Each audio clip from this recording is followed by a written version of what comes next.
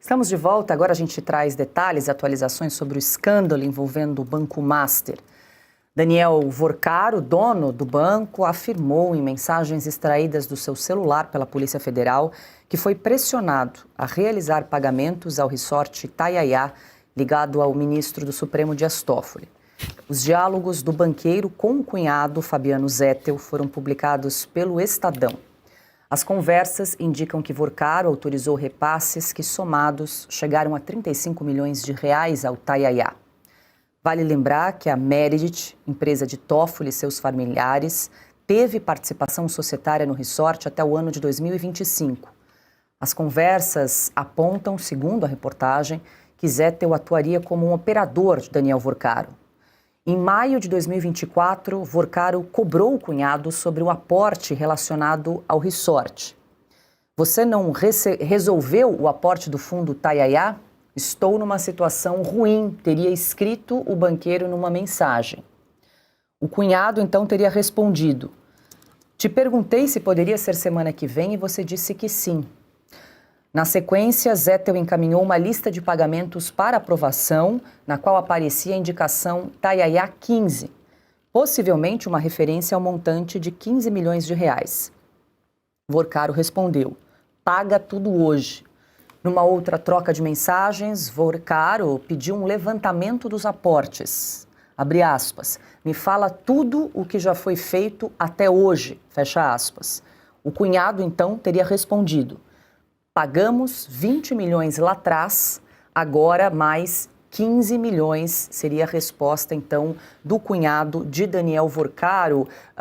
Cauti, a gente lembra que a Polícia Federal entregou um relatório de 200 páginas ao presidente do Supremo Tribunal Federal, Edson Fachin, porque teria ali encontrado trocas de mensagens entre Daniel Vorcaro, o cunhado, Fabiano Zettel, e também o ministro do Supremo, Dias Toffoli. Algumas dessas mensagens agora estão vindo à tona por vazamento, muita coisa ainda precisa ser investigada, mas a gente lembra que formalmente o ministro Dias Toffoli ainda não é investigado, mas tem aparecido aí com muita constância, muita frequência nessa troca de mensagens com o banqueiro do Master. Mas se o ministro Dias Toffoli tivesse o mínimo de dignidade, ele no mínimo, se afastaria temporariamente do Supremo Tribunal Federal para esclarecer isso tudo. Porque se é inocente, e se temos essas informações que estão surgindo de recebimento de 35 milhões de reais em algumas parcelas, que sequer são o valor total desse resort, a gente não sabe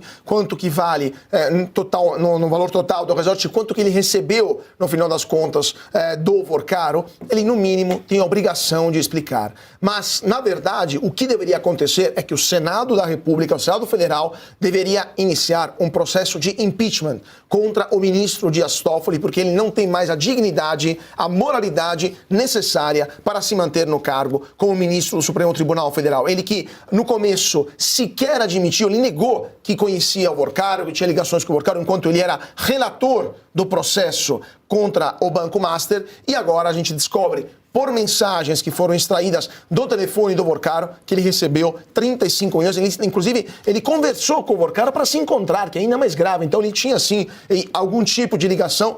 E essas informações são ainda preliminares. É aquilo que a gente sabe até agora. O que pode ainda sair do telefone de Daniel Vorcaro, né? O que ainda pode ser extraído e quais informações a gente vai saber nas próximas semanas. Por tudo isso, ou o ministro Toffoli sai e se explica, ou se não tem a capacidade de explicar e a dignidade de sair, ele deve ser removido pelo único órgão que a Constituição dá como competente para isso, que é o Senado Federal. Agora, vamos ver se os senadores terão também a espinha dorsal para enfrentar esse problema. Isso, o Banco Master está se demonstrando um câncer dentro de Brasília, no coração da República, e suas metástases estão chegando nos gabinetes dos ministros do Supremo Tribunal Federal, porque o Toffoli é apenas uma parte do problema.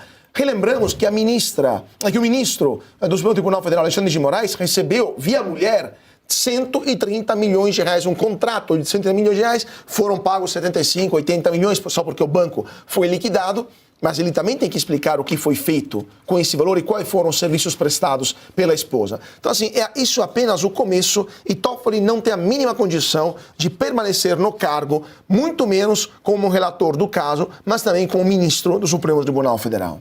Diga, Piotr. E é preciso também que o Banco Central comece a explicar o que foi que o ministro Alexandre de Moraes conversou com o presidente do Banco Central nas 8 ligações, né, num dia só. O Banco Central precisa explicar mais coisas. Ninguém está falando mais do Banco Central, né, porque entrou tudo na questão. O Toffoli chamou atenção para o tamanho do escândalo. Mas o ministro Alexandre de Moraes, além disso que o Caute mencionou, do contrato com a esposa, né, um contrato milionário, sem nenhum precedente em custas de advogados ali, né? Tem também esses telefonemas. O que foi que um ministro que se imaginava dono do Brasil se viu no direito de ligar 8 vezes no mesmo dia para falar com o presidente do Banco Central? O Banco Central precisa vir a público e tornar público o conteúdo dessas ligações, porque, convenhamos, a lógica da transparência precisa prevalecer. O Banco Central precisa de dar respostas e também o presidente do Banco Central, o Galípolo. Marcília, professor Marcília, mais uma consulta rápida aqui. O diretor-geral da Polícia Federal, Andrei Rodrigues, foi até o presidente do Supremo, Edson Fachin, entregar o relatório, porque ali havia trocas de mensagens envolvendo o ministro Dias Toffoli. A gente depois teve conhecimento que naquela sessão secreta com os 10 ministros, que depois foi lançada, divulgada aquela nota em que Dias Toffoli cai fora e a relatoria então é entregue ao ministro André Mendonça, em que ele disse que não houve ali suspeição ou impedimento por parte do ministro Dias Toffoli. Foi um acordão ali feito entre os colegas. Agora, voltando, se a Polícia Federal encontra indícios de crimes cometidos por um ministro do Supremo Tribunal Federal, o artigo 33 da Lei Orgânica da Magistratura, Marcília, diz o seguinte: quando, no curso de investigação, houver indício da prática de crime por parte de magistrado, a autoridade policial, civil ou militar remeterá os respectivos autos ao tribunal ou órgão especial competente para o julgamento, a fim de que proceda a investigação. Queria entender na prática como é que funcionaria caso, né, seja aí realmente o que está acontecendo aí dessa troca de mensagens. O que acontece a partir disso? A PF tem todo esse documento, entrega nas mãos do presidente do Supremo Tribunal Federal ou da própria corte, e aí, a partir disso, como é que funcionaria? O Toffoli cometeu um crime. Sim, né? Sim. Em tese. Sim, o que a gente faz? Porque vamos só antes pegar um percurso rápido para a gente chegar nisso. Então, a suspeição do Toffoli, não tem dúvida, porque ele admitiu, né, que era sócio de do Tayaya, né? Da empresa que adquiriu o Tayaya. Quer dizer, nesse momento ele não pode julgar aquilo que é objeto. Como é que eu vou julgar? Se eu sou sócio de algo que é objeto do julgamento, claro que eu não posso julgar. Ele não é que ele está julgando alguém que interessa a ele, está julgando ele mesmo. Então, a suspeição Só que tiraram, né, ele do caso sem alegar a suspeição. Então ficou esse monstrengo. Isso não existe juridicamente. O que o STF fez não existe. Então tiraram o Toffoli, mas não foi por suspeição. Então foi pelo quê? Você não pode tirar. Se tirar, foi um golpe. O Toffoli, então, deu um golpe nele mesmo, se aquele vazamento for verdade também. Porque o Toffoli falou, não, eu próprio entrego. Mas entrega por quê? Sem razão? Então é uma loucura, isso tudo é completamente maluco, mas a gente vai avançando. Então a gente tem esses 35 milhões agora com extratos que o Vorcaro pagou para a empresa do Toffoli. Em tese foi para comprar parte do resorte, mas 35 milhões para comprar parte de um resorte? Esse é o valor de mercado? 33% só. 33%? Pô, esse resorte dá esse lucro todo? Não é? É esquisita essa história. E ainda assim, você compra, uma pessoa que compra 33% do empreendimento seu, ela cobra com essa volúpia toda, né? Precisa pagar hoje. E o que você pagou, o que você não pagou? Enfim, é esquisito. É esquisito. Até porque, inclusive, a Polícia Federal, já isso ocorreu também, foi noticiado na imprensa, de que uma das linhas investigativas é de que essa Meredith, ou Maridit, que tem o DT, que é Dias Toffoli, ela era uma empresa possivelmente de repasses financeiros. No jargão natural aí dos negócios, a gente sabe que muitas vezes essas empresas usadas só para repasses são empresas laranjas, são empresas, às vezes, estamos aqui só na cogitação, até mesmo, em último caso, usados para lavagem de dinheiro. Então, pode ser em algum momento que nós estejamos diante de crimes cometidos por pelo ministro Toffoli. Se isso ocorrer, primeiro, ele precisa sair já. Não é da função, é do cargo. Né? Aliás, ele deveria sair agora, mas se isso ficar cada vez mais escancarado, ele precisa sair do STF. Se ele não sair, precisa ter impeachment.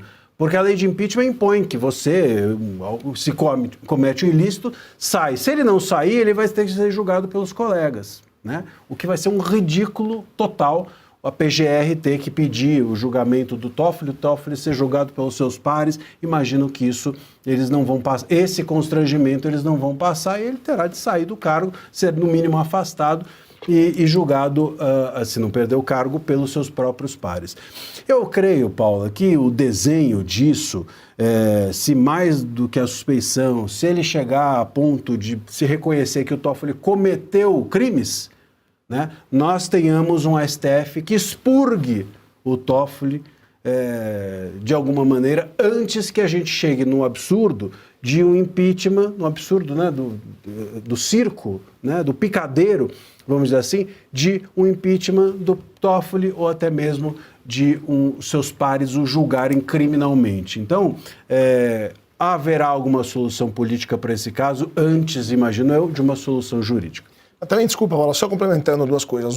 É importante salientar que esta empresa, a Marriott, tinha capital social de R$150, o que é absolutamente incompatível com o patrimônio que ela administrava.